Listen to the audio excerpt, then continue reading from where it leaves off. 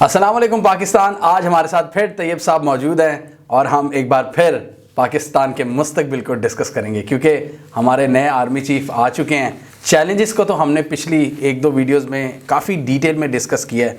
आज की इस वीडियो में हम देखेंगे कि आर्मी चीफ जो हैं हमारे वो किस एनवायरनमेंट के साथ आ रहे हैं। चैलेंजेस तो वो भी थोड़े बहुत डिस्कस करेंगे और देखेंगे इनका फर्स्ट इम्प्रेशन। पिछले एक दो दिन में हमने इनके फर्स्ट इम्प्रेशन को एनालाइज करने की कोशिश की और आज आपकी खिदमत में हाजिर हैं। एक तो चीज़ हमने ये देखी कि बहुत से जो जर्नलिस्ट थे ऐसे लग रहा था कि वो जैसा होता नहीं अपनी कंपनीज में सीवी देते हैं या पिच कर रहे होते हैं स्टार्टअप आइडियाज़, तो कुछ जर्नलिस्ट की तो वो टोन नज़र आई कि जी हम अवेलेबल हैं, आप आ जाएं ऑफर करें ऑफर। हाँ, तो कुछ इतनी ओपन फॉर ऑफर्स वो इतनी ज़्यादा खुशामदें भी चल रही थी। और लेकिन एक बात जो है ना इंटरेस्टिंग, बहुत चीज़ जो मैंने इंटरेस्टिंग चीज़ देखी कि बाजवा साहब के हवाले से या आर्मी के हवाले से, चले बाजवा की बात करते हैं, उनके बारे में मीम्स बनना कब शुरू हुई हैं? अभी 3-4 माह पहले लोग बड़ा डरते थे कोई भी किसी भी आर्मी चीफ के बारे में बात करने। ये वो चीफ हैं कि अभी इन्होंने ऑफिस नहीं संभाला लेकिन आने से पहले ही एक मीम्स का सिलसिला शुरू हो गया है, थोड़ी बहुत क्रिटिसिज्म भी हो रही है। तो मैं यही सोच रहा था कि जितना मर्ज़ी कोई कहे कि ये सख्त हैं या नरम हैं, आप एक बात ज़रा सोचें। ये हम तैयब साहब से ही यार डिस्कस करेंगे कि क्या कभी इस तरह के चैलेंजेस कभी इन हालात में कोई आर्मी चीफ आया? नहीं, पाकिस्तान में आपको जवाब पता होता है फिर आप सवाल करते हैं। नहीं पता होता है, आप बहुत शरारती हैं यार। नहीं, इन हालात में कभी भी नहीं आया क्योंकि पाकिस्तान आर्मी को पहली बार फेस करना पड़ रहा है क्रिटिसिज्म इस चीज़ का कि भाई आप यानी जो वफादारी पे जो क्वेश्चन मार्क लगा हुआ है। क्योंकि एक तो प्रॉब्लम जहाँ बाकी सारे हैं, एक तो हमेशा ये मसला रहा, ये शुरू आपने अभी कहा कि अभी शुरू हुआ है मीम्स वगैरह का कल्चर। हाँ। लेकिन मेरा ख्याल है कि ये जो आदत पड़ी थी, जो पब्लिक को पता चला था कि अच्छा हम ये कर सकते हैं, ये हुआ था जब नवाज शरीफ साहब उस टाइम में आए थे और उन्होंने कहा था कि मुझे उस वक्त एक शुरू हो गया था। उस टाइम भी ये था कि उस टाइम ये था, जो मैं अगर एक रफ एनालिसिस करूं थोड़ा सा कैलकुलेटेड अप्रोच के साथ, जो फैक्ट्स एंड फिगर्स नहीं है मेरे पास, लेकिन ऐसे लग रहा था कि 50-50 था। कि मतलब ये था कि 10% जो अवाम एंटी इस्टेब्लिशमेंट या होती थी, इस्टेब्लिशमेंट को तनकीद करती थी, वो सामने आ गई, वो 50% होगी, थोड़े से ज़्यादा उनकी तादाद होगी। मतलब सिलसिला वो आप सही कह रहे हैं 2020 में शुरू हुआ था। ज़रा पता चल गया ना कि oh really we can do that. हाँ, वो पता चला, वो नंबर 1 का एक जोक शुरू हुआ था, वो नंबर 1 से नंबर 1 जी। तो वो और इसी तरह से जाहिर है वो उनके नारे वगैरह फिर वो वीगो पे मीम्स बनना शुरू हो गई थी ये 2 साल पहले। स्पेसिफिकली मीम्स है ना, जो नारे थे वो बड़े इंक्रिमिनेटिंग किस्म के। हाँ, तो वो वही होता है ना, जब ओवरऑल माहौल बनता है फिर मीमर्स भी आ जाते हैं मैदान में, दरमियान में आते हैं। लेकिन पता चला कि अच्छा आर्मी को इस तरीके से क्रिटिसाइज किया जा सकता है। तो और अभी जो इस साल हुआ है वो तो फिर किसी और लेवल पे चला। उसके बाद जब इमरान खान वाला वाकया हुआ तो वो थोड़ी सी सिंपैथी वेव भी मिली पब्लिक की। वो ऐसा लगता है कि वो जैसे बेस तैयार थी तो खान साहब ने बस वो पिच तैयार थी, वहाँ आके छक्के ही मारे हैं बस उन्होंने। वो ये बैटिंग पिच पूरी तैयार कर गए थे नवाज शरीफ साहब खान के लिए। हाँ, वो पब्लिक को पता चल चुका था कि भाई ये कर सकते हो, आप कर सकते हो। और इमरान खान की दफ़ा थोड़ा सा ये वाकया हो गया कि इवन दो खान साहब की अपनी गवर्नमेंट वीक जा रही थी, अगर वो गवर्नमेंट चलती रहती तो वो पॉपुलर नहीं रह सकती थी। लेकिन चूंकि उनके साथ एक ऐसा काम हो गया कि वो सिंपैथी वेव उनके हक में चली गई। ऐसे ही है। और फिर आगे तो हमें पता ही है पिछले 6 महीने से 7 महीने से क्या हो रहा है। तो मैं यही बैठा सोच रहा था, मैं अपने भाई के साथ भी यही डिस्कस कर रहा था कि जो मतलब ये तो कुछ और ही लेवल का चैलेंज है। जैसे अगर हम बात करें जो हमने अपनी आंखों के सामने देखे हैं, बचपन से मैं बात करूँ तो मैंने मुशर्रफ का आना देखा। उस वक्त चैलेंज था हमारा इकॉनमी, एक चैलेंज था, इंडिया के साथ ताल्लुकात चैलेंज थे। अब वो दौर था जब प्राइम मिनिस्टर कह रहा होता था कि यार भारत से दोस्ती करो और फौज नहीं चाहती थी। अब उल्टा थोड़ा हुआ था अभी जो हमने देख रहे थे।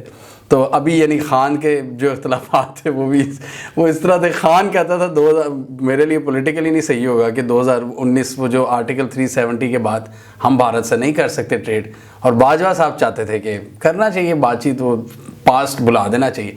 तो 99 में क्या हो रहा था कि फ़ौज चाहती थी कि नहीं, हमारी मर्ज़ी के बगैर नहीं, और नवाज शरीफ कहते थे मैं तो करूँगा, और वो वाजपेयी आए। ठीक है, एक वो हमारे सामने हिस्ट्री में अगर आप ज़्यादा जाएं वो 99 की बातें वो फिर बड़े कटे खुलेंगे। मैं जरा आता हूँ वापस आ जाए चैलेंजेस पे आ रहा हूँ, क्योंकि बेसिकली वीडियो तो इस बारे में ना कि इनके दौर में, नज़ीर साहब के दौर में पाकिस्तान का फ्यूचर किस तरह का रहने का इम्कान है। फिर हमने देखा कियानी जब आए तो सबसे बड़ा चैलेंज था वॉर ऑन टेरर का, क्लियर एक डिफाइंड था चैलेंज कि जी दहशतगर्दों से लड़ना है, और वो लड़े भी। फिर हाँ वो राइज हो रहा था क्योंकि वो 2000 वो बिल्कुल उसी दौर में आए हैं जब मिलिटेंसी का आगाज हो रहा था, और उसके बाद पता चल चुका था कि भाई ये चैलेंज है मेन। और फिर वो बखैर उसमें डिटेल में नहीं जाता है कि क्या ताल्लुकात थे जरदारी वगैरह के साथ। फिर आता है जी आपका रहील शरीफ साहब, नई गवर्नमेंट 13, उसमें आपके पास थोड़े डाइवर्सिफाई हो गए चैलेंजेस। उसमें चैलेंज था आपके पास कि जी एक तो मिलिटेंसी कम हो गई थी, उसको वो उन्होंने क्या नाम रखा था, ज़रब-ए-अज़्ब तो रहील शरीफ से वाला था, जो ऑपरेशन हुआ था जो जनरल इशफाक नदीम ने किया था लीड, यानी बेसिकली उसके आर्किटेक्ट वो थे जिनको व्हाट एन ऑफिसर लेकिन वो पॉलिटिशियंस को उस तरह के लोग पसंद नहीं आते क्योंकि बहुत ही ब्लैक और वाइट में सोचने वाला बंदा दुनिया से बहुत जल्दी भी रुखसत हो गया। हाँ मरहूम है अब पता लगता था, सोल्जर वाली फील आती। बाजवा साहब जब आर्मी चीफ बने थे उस वक्त सीनियर मोस्ट जनरल वो थे अशफाक नदीम साहब, और उस वक्त भी यही हुआ था कि नवाज शरीफ साहब ने वो सीनियरिटी नहीं देखी, सुपरसीड कर दिया। तो उस वक्त बाजवा साहब, तो वो सारा डिज़ाइन किया ये अशफाक नदीम ने और रहील ने। तो रहील जो नए चीफ थे, मिलिटेंसी को क्रश करना था आखिरी स्टेज में। उसके अलावा उनके पास एक वो था चैलेंज आ गया जी CPEC का, रीजनल कनेक्टिविटी का, कि प्रो रीजन हो गया हमने देखना है। तो उन्होंने काफ़ी ज़्यादा उस सिमत में लेके गए डायरेक्शन को। उसमें नवाज शरीफ भी थे, स्टेक होल्डर इमरान खान भी थे। अच्छा, उसके बाद बाजवा साहब आते हैं। बाजवा साहब के पास कोई ऐसा कोई ख़ास उस टाइम इशू नहीं था क्योंकि कई चीज़ें जो ग्रेव प्रॉब्लम्स थी वो तो काफ़ी सेटल डाउन हो गई, क्योंकि ज़रब-ए-अज़्ब के बाद जो मिलिटेंसी का मसला था वो काफ़ी हद तक कम हो चुका था, और इकोनॉमिक क्राइसिस भी उतना एक ग्रैंड स्केल का नहीं था क्योंकि वो थोड़ा सा सेटल डाउन हो चुका था। और उसके अलावा बाजवा साहब को क्या कोई बहुत बड़ा चैलेंज इस तरह का नहीं मिला था। वो रद्दुल फसाद इन्होंने शुरू किया, उन्होंने कहा जी अब इंटेलिजेंस बेस्ड ऑपरेशन होंगे, अब जो military making sure that the momentum continues, इनका काम ये था। बट अब बात करें तो उसमें भी कोई वो भी डिबेटेबल है कि उसमें कितनी कामयाबी बाजवा साहब के दौर में कितनी मिली कितनी नहीं मिली। उन्होंने अपने लिए नए चैलेंजेस ऐसे लगता है गढ़ लिए। जैसे उन्होंने कहा कि सब कुछ ठीक हो गया, क्यों ना अब हम अपना किरदार अदा करें जी डिप्लोमेसी में, इकॉनमी में। आई थिंक वो उनके कुछ क्वेश्चनेबल डिसीजंस थे कि जी वो बिजनेसमैनों से मिल रहे हैं, वो खुद कहते थे कि जी हमने ये कर्जा लेने में मदद की है। सिविलियन स्पीच में अभी उन्होंने बातें की हैं, सिविलियन गवर्नमेंट की, हम चले जाते थे, ये काम हमने किया, वो काम हमने किया। तो वहाँ पर वो इसमें इंशाल्लाह हम डिटेल एक वीडियो बनाएंगे द बाजवा डॉक्ट्राइन पे। तो वो बाजवा डॉक्ट्राइन बेसिकली था तो प्रो पाकिस्तान अप्रोच कि जी हमने पाकिस्तान को नेक्स्ट लेवल पे लेके जाना है। अभी आपको एक इंटरेस्टिंग बात बताऊं, इन्होंने अच्छा वैसे मैं इस बात पे अभी ये थोड़ा सा बात करना चाहूँगा, प्रो पाकिस्तान था या नहीं था, लेकिन पहले आप कंप्लीट करें। ठीक है, मैं तो समझता हूँ था। ठीक है, आइडिया वाइज नहीं वो ठीक है, आप ये कह सकते हैं कि उसके पीछे जो जज्बा था वो कमेंडेबल था, but approach was that the thing to do. ये क्या वो उनके करने का था कि नहीं? यस, या यही काम था करना, क्योंकि अगर करना है, हमारा मसला ये तो नहीं है कि जी कोई डायरेक्ट इन्वेस्टमेंट करना चाहता नहीं है। हम इन्वायरमेंट नहीं देते कि कोई इन्वेस्टर आना चाहिए, इन्वायरमेंट नहीं देते। तो हमारा फोकस ये नहीं होना चाहिए कि हम कर्जा UAE से लेंगे या ओमान से लेंगे या कहाँ से लेंगे। फोकस ये होना चाहिए कि इन्वायरमेंट हमने ठीक करना, इन्वायरमेंट ठीक करना है कि वो पैसे लगाएं, इन्वेस्टमेंट करें। लोग खुद आके पैसे लगा दें यार। अरबों को तो चाहिए कोई जगह जहाँ पर वो पैसे लगा सकें। तुर्की पता नहीं वो कितने $मिलियन का पता चला था कि वो अमेरिका में उन्होंने इन्वेस्टमेंट किया, टर्किश इन्वेस्टर्स की। यस, टर्किश इन्वेस्टर्स पाकिस्तान तुर्की का बेस्ट बड़ी है। यस, वो पाकिस्तान में क्यों नहीं इन्वेस्टमेंट करता? उन्हें पता हालात नहीं है साजगार, जहाँ पे भरोसा ही आपकी मूडीज की जो आपकी रेटिंग जहाँ पे नेगेटिव हो, वहाँ पे कौन आएगा इन्वेस्टर? गोरे तो वो गोरे दोस्त आए थे, वो तो बेचारे उसामा बिन लादेन का नाम लो तो उनकी आंसू आ जाते हैं, वो इतना। तो वो इन्वेस्टमेंट आप समझ रहे हो कि वो आपके मुल्क में करेंगे? ये प्रॉब्लम है। तो इस वजह से जाके लोन वगैरह लेने की बजाय जो आर्मी वो भी कह रहे थे बाजवा साहब भी कि भाई हमने अपनी इस्तात और अपनी जो जिम्मेदारियां हैं, जो आईनी जिम्मेदारियां हैं, उनसे बढ़कर हम काम करते हैं। वो कर रहे हैं लेकिन काम गलत कर रहे हैं। ये वही हो गया ना फिर। तो मुझे वो याद आ गया आपकी बात से, वो साकिब निसार साहब जो कहते थे मैं डैम बना के दम लूंगा। ये अपनी इस्तात से बढ़ के लेकिन अपनी डोमेन से गलत जगह पे कर रहे हैं। वो साकिब निसार साहब भी गलत कर रहे थे। वही ना, ये वही बात होगी, गलत है ना, अपनी डोमेन से निकल रहे हो आप वो चीज़ करो कि भाई हुकूमतें ऐसी नहीं आती जो डैम बनाए, क्योंकि हर हुकूमत को ये पड़ी होती है कि जी मैंने अगली हुकूमत कैसे लेनी है, ऐसे ही है, मैंने ये हुकूमत कैसे अपनी मेंटेन करनी है। तो आपने अगर करना है, आप वो चीज़ें ठीक करने की कोशिश करो ताकि हर हुकूमत को ये ना पड़ी हो। अगर पाकिस्तान में इन्वेस्टर नहीं आता तो इन्वायरमेंट ठीक करने का फोकस करें। आप लोन लेने के चक्कर में, फिर लोन चक्कर, फिर मिलिट्री डिप्लोमेसी अपनी उन्होंने टर्म्स निकाल दी कि जी, जिससे जाहिर हो रहा था कि मैं बहुत कुछ कर रहा हूँ पाकिस्तान के लिए। तो अब वो फिर क्या होता है, अब जब आप इतने वेंचर्स में आप हार्ड शुरू कर लेते हो, तब आप वो फिर सिस्टम में घुस जाते हो। फिर जब सिस्टम में घुसते हो तो इसका मतलब आप पॉलिटिक्स में भी घुस जाते हो, जो खुद भी ये इकरार कर रहे हैं कि हम थे।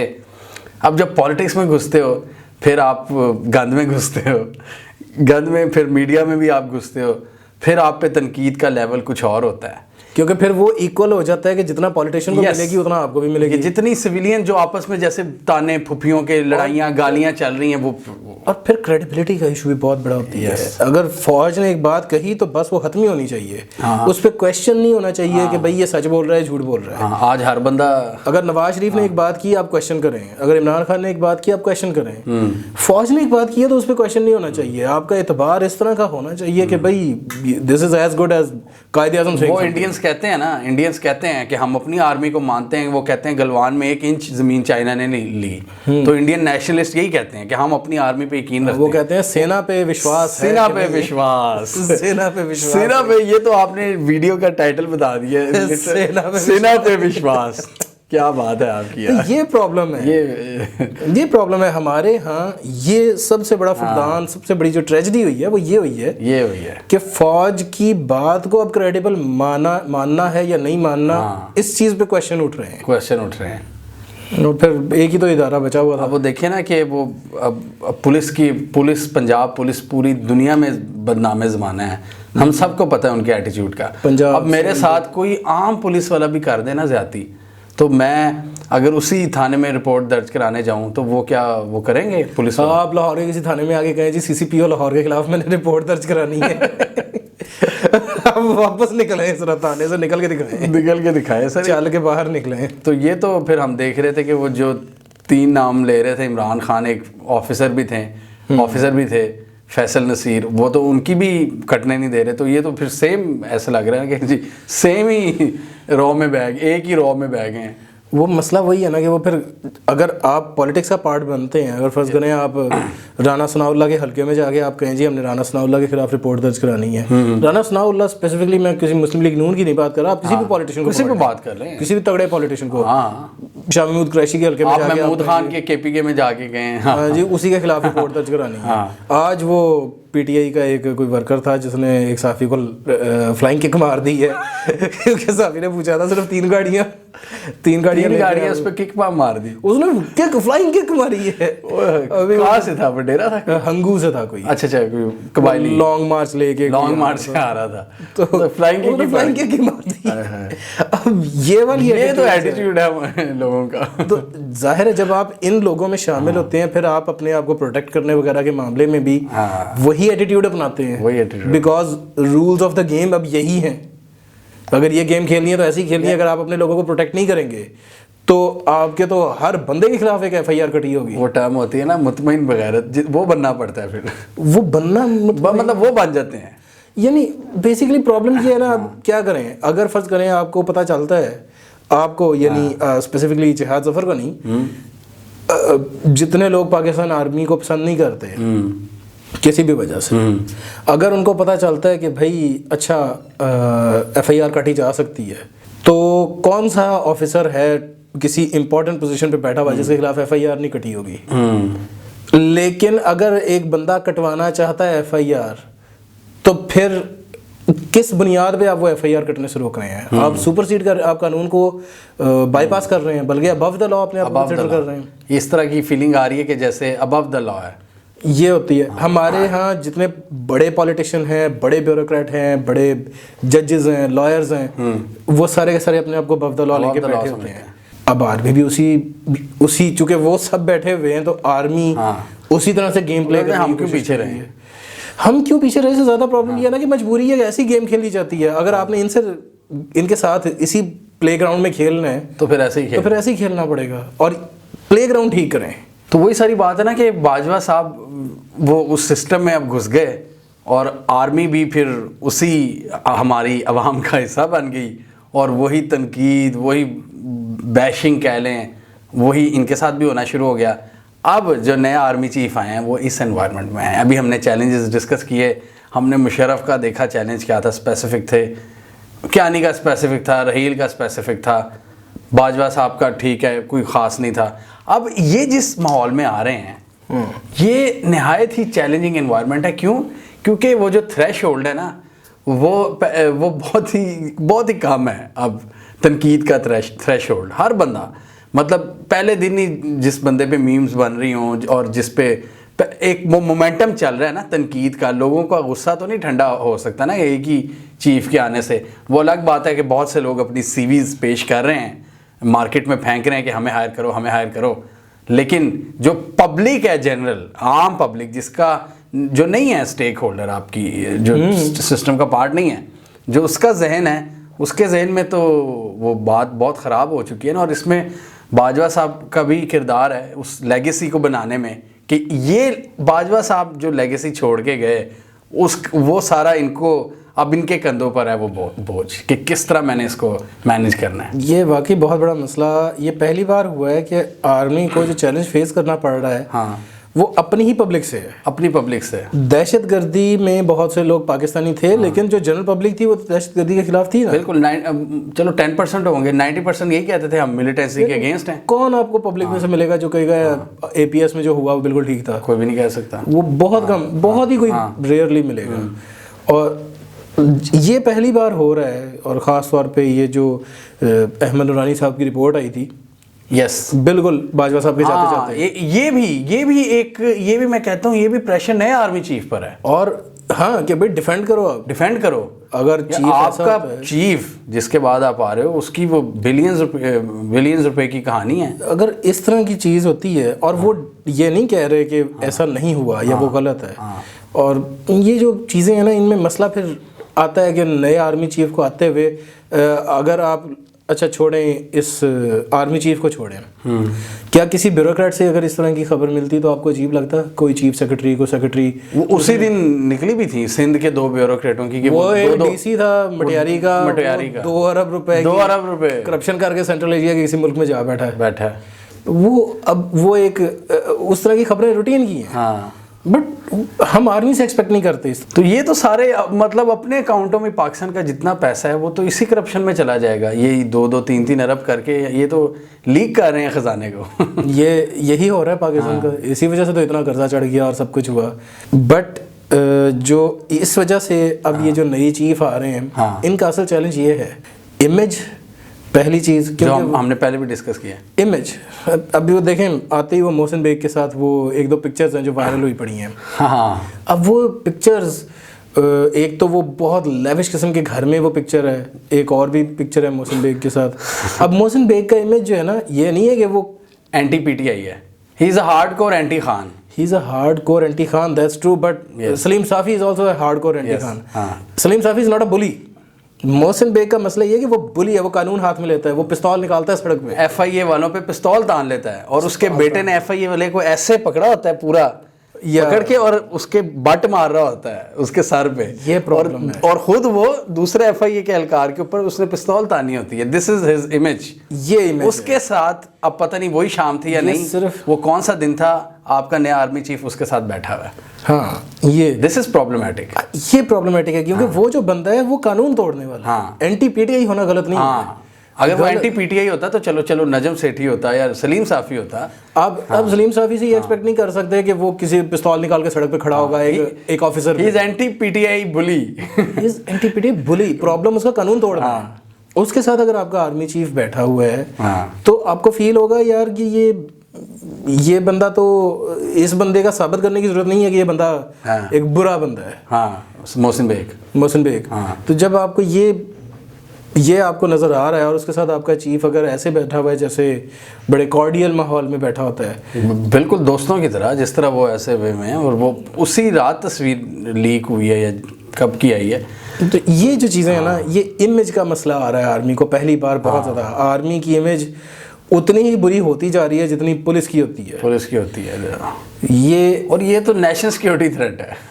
ये बिल्कुल ये नेशनल सिक्योरिटी थ्रेट है। वो देखा नहीं, इंडिया वाले बोलना शुरू हो गए हैं हम पाकिस्तान से कश्मीर ले लेंगे। उनके जो नॉर्दर्न कमांड ऑफिसर है जो भी है, उसने कहा है कि हमारी पार्लियामेंट कहती है तो हम तो चढ़ाई कर देंगे, गिलगित बल्तिस्तान भी ले लेंगे, कश्मीर भी ले लेंगे, हम ऑर्डर का इंतजार है। हम तो यानी पाकिस्तान आर्मी कुछ भी नहीं है। वो ऐसे कहते हैं जैसे कुछ भी नहीं है। अब वो भी देख रहे हैं ना, वो भी चीज़ें ले रहे हैं हमारे कि जी यहाँ पे चीज़ें कि यहाँ पे वो हो रहा है, और वो फिर अपनी हाइब्रिड वॉर कर रहे हैं, मजे वो इस वजह से इश्किल दे रहे हैं कि पाकिस्तान पब्लिक अगर आर्मी पे बड़ी डाउटफुल हो रही है तो चलो एक और जरा देते हैं इनको। हाँ, देते हैं, जिसको पंजाबी में हम कहते हैं उश्कल कहते हैं, लेकिन मैं तो कुछ और कहने वाला था। अच्छा, वही समझ गया। तंग कर रहे हैं। वो इसी वजह से कर रहे हैं ना कि भाई वो कहते हैं जी इस वक्त कमजोर है, तो जरा हम और कमजोर करते हैं। वो उनके लिए जल्दी पे तेल फेंकते हैं। टाइम है उनके लिए। हमने खुद इतने मौके दे दिए हैं। हम भी ऐसे ही किया करते थे जब मौका होता था। ये तो जब इस तरह की चीज़ें हों तो दुश्मन तो यही करेगा। आपकी जो कमज़ोरियाँ हैं उनको खेलेगा, फॉल्ट लाइंस को एक्सप्लॉइट करेगा, आपकी दराने ढूंढ के वहाँ पे माचिस बम फेंकेगा और इस तरह आपको वीक करता जाएगा, आपकी जड़ों को कट लगाएगा। जहाँ पर ओपन स्किन नज़र आएगी वो तो वूंड लगाएगा। बाजवा साहब की इस लेगेसी के साथ वो आए हैं जहाँ पर ऑलरेडी, जिसे कहते हैं ना कि वो उस माहौल में एंटर हुए हैं जहाँ पहले ही आग लगी हुई है। मतलब बिल्कुल, हाँ, वो उस माहौल में डंपस्टर फायर बना हुआ है। हाँ, और उसमें एंटर हो रहे हैं। तो क्या अब यही सवाल बनता है कि पहली बात तो ये है कि क्या इनको ये रियलाइजेशन है कि ये कितना डीप चैलेंज है, और दूसरा ये कि क्या ये इसको मैनेज कर पाएंगे। ये मैं बताऊँ? नहीं हम डिस्कस कर रहे हैं। ओके। बहुत ज़्यादा ना हार्ड लाइन टाइप का सोल्जर चाहिए ऐसे मौके पर। मसला ये है कि वैक्यूम चल नहीं सकता। अगर सियासत कमज़ोर होगी तो दरमियान में किसी को आना पड़ेगा। वो या अदलिया आ जाएगी या फौज आ जाएगी, कोई ना कोई तो आएगा। यस। अब जब सियासत आपकी कमज़ोर होगी, सियासत मजबूत करने का तरीका ये है कि मजबूत गवर्नमेंट आए। मजबूत गवर्नमेंट आती है एक फ्री एंड फेयर इलेक्शन से, क्योंकि उसके पीछे पब्लिक की सपोर्ट होती है। फ्री एंड फेयर इलेक्शन हमारे जो इस वक्त टॉप ब्रास है पॉलिटिशियंस की, उनके फ़ायदे में होता नहीं कभी भी। नतीजा ये है कि वो ना पूरा चूँकि एनवायरनमेंट ख़राब हुआ पड़ा है, आवे का आवा बिगड़ा हुआ है। इस वजह से फ़ौज के लिए मुमकिन नहीं होगा कि वो बिल्कुल बाहर बैठे रहे। जितने भी पॉलिटिशियन होते हैं वो जब भी कह रहे होते हैं कि फ़ौज पॉलिटिक्स से बाहर रहे, फ़ौज दखल अंदाजी ना करे वगैरह वगैरह, ये वो कह रहे होते हैं जो बेसिकली फ़ौज की सपोर्ट चाह रहे होते हैं। वो ये नहीं कह रहे होते कि पॉलिटिक्स से बाहर रहो। वो ये नहीं कहते कि न्यूट्रल हो जाओ, वो कहते हैं एक साइड लो। वो कहते हैं हमारी साइड लो, हमारी साइड सपोर्ट अस। वो ये नहीं कह रहे होते डोंट सपोर्ट एनीवन। वो बेसिकली ये कह रहे होते हैं कि हमें सपोर्ट करो। हाँ, लेकिन इस चक्कर में वो अपने फॉलोअर्स को एंटी एस्टेब्लिशमेंट बना देते हैं। नवाज शरीफ के भी फॉलोअर्स को देख लें, पीटीआई के भी अब सारे ही हो गए हैं। अब सारे पीपीपी तो भुट्टो दौर से बनी हुई है। हाँ, उनके फॉलोअर्स जो हैं, एटलीस्ट फॉलोअर्स। हाँ, हम ऊपर ब्रास की बात नहीं कर रहे, जरदारी तो उनका तो मसला ज़्यादा पड़ा है ना। वो तो कहते हैं ना कि फ़ौज ने जुल्फ़िकार अली भुट्टो को, यानी जनरल ज़िया ने जुल्फ़िकार अली भुट्टो को फांसी लगाई थी। वो तो यहाँ से शुरू करते हैं, तो वो तो फिर बेड़ा ही गर्क हो जाता था। और कुछ तो पीपीए ये भी कहते हैं कि जी मुशर्रफ ने बेनज़ीर को मरवाया था। हाँ, तो वो तो वहाँ पर तो बिल्कुल बेड़ा ही गर्क है ना। हाँ, तो वो भी खिलाफ है। नवाज शरीफ तो ज़्यादा से ज़्यादा कहते हैं मुझे क्यों निकाला। ये तो कहते हैं इन्होंने तो हमारी नस्लों को मारा। और खान साहब कहते हैं मैं क्यों नहीं बचाया।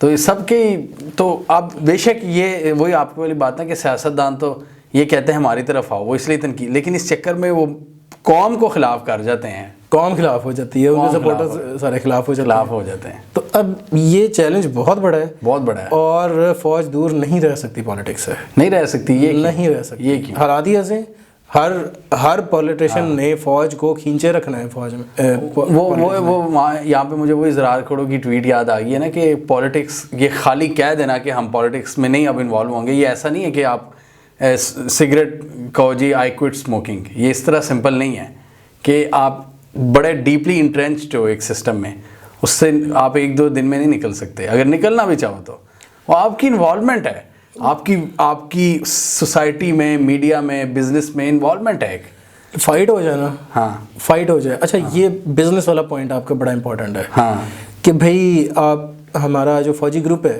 पाकिस्तान का सबसे बड़ा टैक्स पेयर ग्रुप है कॉर्पोरेट सेक्टर में। पाकिस्तान का सबसे बड़ा टैक्स पेयर, फौजी फाउंडेशन, फौजी जो भी है, ये कोई तकरीबन 60 कंपनीज का ग्रुप है, उसमें फौजी फर्टिलाइजर, फौजी फूड, फौजी दिस दैट, वो सारा कुछ है। ये जो कंपनी है, ये जो इतना बड़ा ग्रुप ऑफ कंपनीज है, जो पाकिस्तान का सबसे बड़ा टैक्स पेयर नेटवर्क है, ये अगर कॉर्पोरेट सेक्टर में इतना इंपॉर्टेंट है तो इसका मतलब पाकिस्तान की इकोनॉमी से ये लिंक हो गए, ये पाकिस्तान के खजाना से लिंक हो गए, दिफा से तो लिंक है ही है, दिफा से तो है ही है, फॉरेन पॉलिसी तो लिंक है ही है, क्योंकि चाइना के साथ कैसे ताल्लुकात होंगे, अमेरिका के साथ कैसे ताल्लुकात होंगे, सही है फौज का, उसमें वो मजबूरी है ना, क्योंकि डिफेंस से डायरेक्टली रिलेटेड है। तो जब इतने मामलात में हैं तो फिर पॉलिटिक्स से कैसे दूर तो हो वो सकते फिर पॉलिटिक्स, क्योंकि इन सब चीज़ों को कंट्रोल तो पॉलिटिक्स ही करती है। अच्छा, जब पॉलिटिक्स में आप आते हो फिर आप मीडिया से भी आपको करना पड़ता है राब्ता। हाँ, क्योंकि फिर जाहिर है फिर मीडिया से भी राब्ता PR वाला काम भी करना पड़ता है और सब कुछ। फौज पॉलिटिक्स से दूर नहीं रह सकती, फौज पॉलिटिक्स से दूर सिर्फ तब रह सकती है कि फर्ज करें फाइट हो जाए, मेरी और आपकी लड़ाई हो जाए, अब कुछ नहीं हो जाए, आप कहें जी मैंने नहीं लड़ना, मैं आगे आपको कुटने लग जाऊं, आपको रेजिस्ट तो करना पड़ेगा। अगर सियासतदान फौज को बैटरिंग करेंगे, फौज को खींचेंगे, तो फौज को जवाब तो देना पड़ेगा ना, और सियासतदान तो खींचते रहेंगे, जो भी बाहर होगा पावर से वो खींचेगा। तो क्या फौज मतलब आप देखें ना, सियासतदान तो करेंगे उनको, लेकिन आप वही देखें ना कि सिस्टम्स भी तो ऐसे बने हुए हैं ना कि वो निकल खुद भी नहीं सकते, नहीं निकल सकते। हाँ, वो फंसे हुए हैं, मजबूरी है उनकी। हाँ। फौज को पहले भी जब भी आई है फौज, हाँ। किसी न किसी मजबूरी में ही आई है ना। फौज इस वजह से तो नहीं आई कि किसी दिन आर्मी चीफ को शौक चढ़ा, चल यार हुकूमत भी करते हैं, और उसने मार्शल लॉ लगा दिया। वो कोई हालात बनते थे जिस पे आना पड़ता था। इस दफ़ा भी वही, या तो ऐसा भी होता है ना कि फ़ौज को बाज़ औक़ात जो नेशनल सिक्योरिटी वगैरह के इश्यूज़ हैं, डिफेंस है या फॉरेन पॉलिसी है, फ़ौज को बाज़ औक़ात यकीन भी नहीं होता सिविलियंस पे कि कर पाएंगे कि नहीं। वो कहते हैं हम कर सकते हैं इसको मैनेज। कई दफ़ा अगर सिविलियन तंग करने लग जाए, इसकी एग्जांपल है नवाज शरीफ के जो 99 में इख्तिलाफ हुआ था। इवन ज़रबे अज़्ब के वक्त नवाज शरीफ साहब पार्लियामेंट में खड़े हुए कह रहे थे कि हम आखिरी मौका देंगे, और फौज मूव कर गई थी ऑपरेशन में। हाँ, 2014 APS के अटैक के बाद नवाज शरीफ वो स्टेटमेंट GHQ से आ गई थी ISPR से कि हम are in the mode of battle. हाँ, और अभी वो फाइनल नहीं हुआ था पार्लियामेट से फाइनल नहीं हुआ था, क्योंकि नवाज शरीफ साहब कह रहे थे कि हम मौका दे देंगे। तो कई जगहों पे फौज भी ये कहती है कि ये तो लेट कर रहे हैं या यहाँ पे सियासत हो रही है, लेकिन नेशनल सिक्योरिटी का तकाजा ये है कि हम घुस जाएं। हाँ। अब राहील शरीफ जैसा बंदा यूजुअली इस वक्त एक बड़ा काम का होता है, राहील शरीफ, मुशर्रफ, इस तरह का। लेकिन इस तरह के बंदे से डील करना बहुत मुश्किल होता है, क्योंकि ये बंदा गिव और टेक पे होता नहीं, बिल्कुल ब्लैक एंड वाइट पे सोचने वाला, रिजिड, थोड़े से बहुत रिजिड। हाँ, बाजवा साहब थोड़े से, आप क्या टर्म यूज करते हैं, थोड़े किसी ने खुले डुले BBC ने पहली दफा यूज की थी। किसने? BBC पे मोहम्मद हनीफ साहब ने कॉलम लिखा, हनीफ साहब ने, तो वो खुले डुले चीफ थे, सियासी चीफ थे। तो वो आज फिर देख लेना कि वो सियासत में इतना उन्होंने घसीट दिया कि आज वो उनकी सियासतदानों की तरह ही बैशिंग हो रही है। और नवाज शरीफ लाए थे, नवाज शरीफ साहब से लड़ाई हुई, फिर कहा जी कि नवाज शरीफ ने कहा कि खान साहब लाडले हैं, और वो लाडला कहना शुरू किया। अब खान साहब और खान साहब के लोग, आजम सवाती वगैरह जिस तरह की ट्वीट्स कर रहे हैं, जिस तरह की उनकी टोन है, तो ये ना हमारे सियासतदान समझ सकते हैं, ना हमारी आसिम मुनीर साहब को चैलेंज बहुत बड़ा मिला है। वही ना, हमने कहा ना कि वो एक किस माहौल में एंटर हुए जहाँ आग लगी हुई है, ऐसा नहीं रह सकते पॉलिटिक्स, ऐसा माहौल नहीं किसी को मिला। अब उन्होंने देखना है कि किस तरह मैनेज करना है पॉलिटिक्स को, और किस तरह अपनी इमेज को बेहतर करना है। और फ्रैंकली को बहुत ज़्यादा उम्मीदें नहीं लगानी चाहिए, सही, क्योंकि स्टेटस को ने अपना कौन सा बिहेवियर बदल लेना है सडनली। हाँ, क्योंकि पॉलिटिशियंस भी वही रहने हैं, ब्यूरोक्रेसी भी वही रहनी है, मुल्क के हालात भी वैसे ही हैं। बट यहाँ पे एक सवाल है, हम एंडिंग की तरफ ही ऑब्वियसली जा रहे हैं। यहाँ पे मैं सोचता हूँ जो, लेकिन मैं अपना भी उसमें ओपिनियन दूंगा।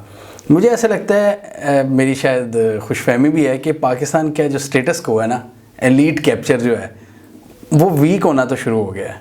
क्या ख्याल? वो तो होना बिल्कुल शुरू हो गया, क्योंकि पब्लिक ज़्यादा हो गई है ना, वो ओपन हो गया है ज़्यादा चीज़ें। पहले ना 2-4 होते थे, फ़र्ज़ करें आपने 4 न्यूज़पेपर पहले से, मतलब है फ़र्ज़ करें 1970s 80s even up until 90s 3-4 बड़े अखबार थे। आपने उसके कॉलमिस्ट और एडिटोरियल अगर आप पकड़ लेते हैं ना, आपके कंट्रोल में है, आप पूरे मुल्क की ओपिनियन मेकिंग कर सकते हैं। पूरे मुल्क के मीडिया आप, और एक पीटीवी होता था, तो अब वो आप कर सकते थे उसको मैनेज। आप कर सकते थे। फिर है टीवी चैनल्स, वो private channels, private TV Musharraf दौर में जियो, ARY, एक्सप्रेस, दिस दैट, वो फिर दुनिया वगैरह, ये वो फिर बढ़ते गए। जब ये सब आए, वो पूल बड़ा हो गया, फिर ओपिनियन मेकिंग ज़्यादा टीवी करने लग गया। ओपिनियन मेकिंग, और ऑब्वियसली फिर वही ना, कंट्रोल वो भी थोड़ा लूज होता गया। अगर पहले आप लेट्स से पहले आपको 20 लोगों को अगर आप खरीद लेते थे, डरा लेते थे, कुछ भी कर लेते थे, तो आपका काम चल जाता था। फिर वो कोई 100-150 लोग हो गए, वो 100-150 हो गए। अब मसला ये हुआ है कि अब वो कई करोड़ हो गए हैं। अब वो 5000 के करीब तो तकरीबन चैनल्स ही हैं जो न्यूज़ डिस्कस कर रहे हैं। वो तो यूट्यूब पे है ना। यूट्यूब पे प्रॉब्लम ये है कि ट्विटर पे जो अब ट्विटर पे भी पाकिस्तान से जो लोग हैं, ये 5000 जो मैंने कहा है कि ये फेसबुक और ट्विटर यूट्यूब मिला के है तकरीबन, जो क्रिएटर्स हैं, कंटेंट क्रिएटर्स हैं, जो करंट अफेयर्स पे काम कर रहे हैं। अब वो किस किस को पकड़ोगे? दूसरा मसला, हर कोई पाकिस्तान में तो नहीं बैठा हुआ। पाकिस्तान के तकरीबन 1 करोड़ के करीब शहरी हैं जो पाकिस्तान से बाहर है। दैट इज़ अ मैसिव, ये बहुत 80 लाख के करीब, ये बड़ा है, आपने पॉइंट मारा है। अब वो 80 लाख को कैसे कंट्रोल करोगे? उनको कैसे कंट्रोल करोगे? इधर आप पूरा कंट्रोल कर लो डिजिटल मीडिया को, और फिर उनकी ओपिनियन मेकिंग सिर्फ जियो न्यूज़ है या ARY न्यूज़ से तो होनी नहीं है। उन्होंने CNN भी देखना है, उन्होंने ट्विटर से ही देखना है, पूरी दुनिया का मीडिया देखना है। नतीजा ये है कि उनकी ओपिनियन मेकिंग की ही नहीं जा सकती। इसीलिए ना मुझे शक होता है कि ये जो अब जो नए लोग आ रहे हैं ना सिस्टम में, अब DGISPR की भी मैंने प्रेस कॉन्फ्रेंस देखी थी DGISI के साथ, उसमें उन्होंने इजहार किया था कि जी डिजिटल मीडिया जो सोशल मीडिया है वो बिल्कुल बेलगाम है और इस पर रेगुलेशंस की बड़ी सख्त ज़रूरत है। अच्छा। और मुझे ऐसा लगता है कि आने वाले दिनों में हम एक कोई मैसिव रेगुलेशंस देख सकते हैं सोशल मीडिया के हवाले से। ये ख्वाहिश हर किसी की होती है। हाँ, लेकिन सोशल मीडिया बेलगाम ही होता है। अच्छी से अच्छी डेवलप्ड सोसाइटी में सोशल मीडिया बेलगाम ही होता है। सही। या तो आप ये सोच लेंगे जी हमने नॉर्थ कोरिया बनना है या चाइना बनना है या रशिया या ईरान बनना है, ईरान बनना है, तब आप कर सकते हैं। पाकिस्तान अगर आपने डेमोक्रेसी भी चलानी है, अगर आपने जमहूरियत भी चलानी है, आपने ये भी कहना है यहाँ पर लोग आज़ाद हैं, यहाँ पर हम रोकते नहीं हैं, तो फिर आप डिजिटल पर कदम नहीं लगा सकते। आप नहीं लगा सकते क्योंकि वो लोग जो दुनिया का इकोनॉमिक सिस्टम वगैरह है उससे बाहर निकले हुए हैं, एक चाइना की एक्सेप्शन के साथ। लेकिन चाइना इज़ टू पावरफुल। हाँ, चाइना इज़ टू पावरफुल। उसने पहले अपनी इकोनॉमी डेवलप की है, उसके बाद उसने कोई इस तरह की हरकतें की। अब देखें, और करप्शन वहाँ पर बहुत कम है। अब देखें हमारे मुल्क में तो फिर आर्मी पे इतना बोला जाता है। अभी आपकी बात से याद आया ना कि ये आपने मुल्कों का नाम लिया। अभी रिसेंटली एक वाक़या चल रहा है इंडिया में, इंडिया की कोई एक्ट्रेस है ऋचा चड्ढा, वो गलवान से हेलो वो क्या था, उसने बेसिकली टॉन्ट मारा है इंडियन आर्मी पे। ओके कि जी तुमने तो वो बेसिकली उनके जो वहाँ पे एक लिबरल्स का ग्रुप है ना जो एंटी मोदी है, शदीद एंटी मोदी है, एंटी ने वो उस ग्रुप की हैं। और उनकी नेशनलिस्ट जो लोग हैं उनसे लगती रहती है वहाँ पे ना। वो स्वरा भास्कर भी हैं उसमें, और भी कई एक्टर्स हैं, कुछ मतलब एक्टिविस्ट हैं, इंटेलेक्चुअल्स हैं। ठीक है। तो वो ऑब्वियसली खुश नहीं है कि पोलराइजेशन और कम्युनल इश्यूज बहुत ज़्यादा है इंडिया में, तो वो उस ग्रुप का पार्ट है। अब वहाँ पे एक बंदी ने तनकीद किया है फ़ौज पे और पूरा मुल्क उसके पीछे पड़ गया है। तो इससे मैं तो यही सोच रहा हूँ कि इंडिया से ज़्यादा तो जमहूरियत यहाँ पे है कि हर बंदा अपनी बात कह रहा है यहाँ पर। वो बात ठीक है, लेकिन वो सोशल प्रेशर ही है ना। हाँ, अभी कोई गवर्नमेंट की तरफ से कोई इदारे तो नहीं ना उन पे क्रैकडाउन आए। हाँ, सोशल प्रेशर है। हाँ। हमारे यहाँ ये है कि नेशनलिज्म उस तरह से डेवलप नहीं हो सका क्योंकि स्टेट से हर किसी को बड़ी सारे शिकवे बहुत ज़्यादा हैं, गिले शिकवे बहुत ज़्यादा हैं। अब वो स्टेट से किसी को इकॉनमी का, किसी को फ्यूचर का, हर किसी को। या ये पॉइंट अच्छा है आपका कि वहाँ पे उस तरह नहीं है गिले शिकवे, तो वो अपने मोदी और फौज के साथ खड़े होते हैं। हाँ अच्छा, ये यहाँ भी था वैसे, यहाँ भी एक सीन इस तरह का चल रहा था कि जी इमरान खान के दौर में हम मुल्क को आगे, वहाँ उस वक्त भी एक नेशनलिज्म डेवलप हो रहा था पाकिस्तान में, जिसमें फौज और प्रो इमरान, इस तरह की थिंकिंग वो एक आई थी। क्योंकि उस वक्त ये समझा गया था कि जो नवाज शरीफ साहब हैं वो एक एंटी पाकिस्तान टाइप का एलिमेंट है, और इस वजह से इमरान खान प्रो पाकिस्तान है और फौज प्रो पाकिस्तान है। तो फिर लोगों को ज़रा एक वो झटका लगा कि यार ये चीज़ें तो अभी हम रिसेंट हिस्ट्री में ढूंढने की कोशिश कर रहे हैं। आप 65 में जाएं, वो जिस तरह का एक फेनेटिज्म था पाकिस्तान के साथ, हालांकि मुल्क को बने हुए भी सिर्फ 18 बरस हुए थे, लेकिन वो जिस तरह से कौम इकट्ठी होती थी, और जिस तरह से मैं तो एक डिबेट देख रहा था यूट्यूब पे या पता नहीं इंस्टाग्राम पे, 49 की थी या 59 की डिबेट है। नहीं सही, वो जो एक इंडिया की लड़की है, एक वो बैठे हुए हैं और वो क्या डिस्कशन कर रहे हैं, वो 50s की डिस्कशन में वो इतना अब पाकिस्तान को ऑन कर रहे हैं। हाँ जी, और वही चीज़ें हमें नज़र आती हैं ना कि 60s में पाकिस्तान के साथ जो प्राउड होता था यार हम पाकिस्तानी हैं, वो प्राउड नहीं रहा। कैसे रहेगा यार, हालात देखें अपने आसपास, कल का पता नहीं है। कहीं ना कहीं आपको फिर फील होता है ना, मैं चलो छोड़ें किन बातों में छोड़ दें। चलें आज के लिए इतना ही। वीडियो ही छोड़ दें। वीडियो छोड़ें।